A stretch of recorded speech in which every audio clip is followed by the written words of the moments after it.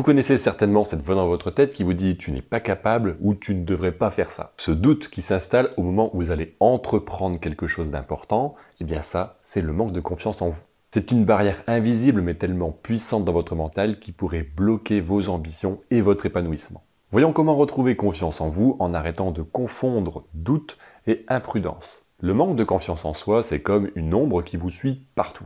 Même quand tout se passe bien en apparence, vous arrivez à douter encore de vous. Ce n'est pas possible que ce soit moi qui fais ça. Ça doit être un coup de chance, etc.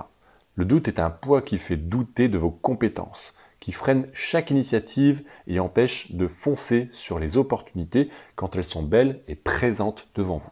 Le doute va se traduire par beaucoup d'hésitations, des difficultés à prendre des décisions. Il amène à dire beaucoup de mots ou à mettre beaucoup de formes pour passer un message. Vous avez tendance à vous justifier pour chaque décision prise et vous recherchez l'approbation des autres autour de vous pour être certain de ne pas vous planter. Si certaines de ces situations vous semblent familières, vous êtes certainement concerné par un manque de confiance en vous. Le rêve que vous voulez atteindre, ce serait de croire en vous pleinement. Vous voulez pouvoir dire oui ou non, et pas un peut-être ou un je ne sais pas. Vous voulez voir les opportunités sans ressentir un stress, avancer sans craindre un échec ou d'être jugé par ce que vous faites.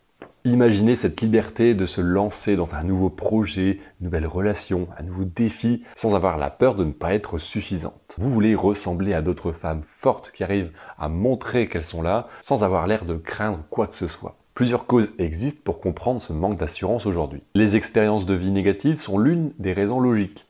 Durant l'enfance, par exemple, il y a peut-être eu du harcèlement, des critiques ou un environnement familial qui était peu valorisant et qui ont aujourd'hui un impact à l'âge adulte.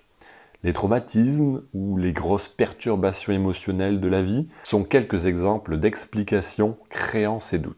Un autre point, c'est la comparaison avec les autres. Aujourd'hui, l'accès à l'information mondiale en quelques minutes amène à se comparer à des versions idéales de ce que vous voudriez être. Vous aimeriez avoir un tel physique, tel succès, telle chance par rapport à d'autres, etc. Et cela suppose que ce que vous avez aujourd'hui n'est pas suffisant ou pourrait être bien mieux. Naturellement, la confiance baisse parce qu'il y a ce sentiment que d'autres sont meilleurs que vous.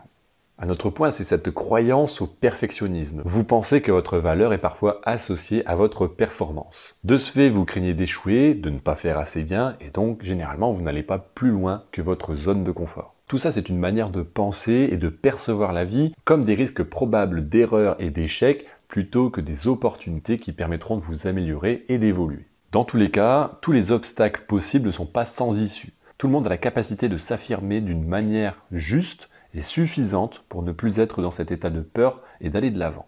Alors comment commencer tout ça et aller plus de l'avant chaque jour? La première étape est de se parler avec bienveillance, de s'encourager, de se rassurer. C'est comme si vous parliez à un enfant à l'intérieur de vous pour le rassurer sur la situation. Et oui, tout ne sera pas parfait et c'est une réalité. Mais quoi qu'il arrive, c'est bien d'avoir essayé. Au moins, vous avez appris quelque chose.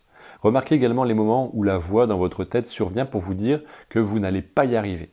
Apprenez à détecter cette voix intérieure. Cela permettra de comprendre que c'est à vous de prendre la parole et de ne plus vous laisser manipuler par cette voix intérieure qui vous dévalorise. Ensuite, essayez de noter vos réussites, même les plus petites.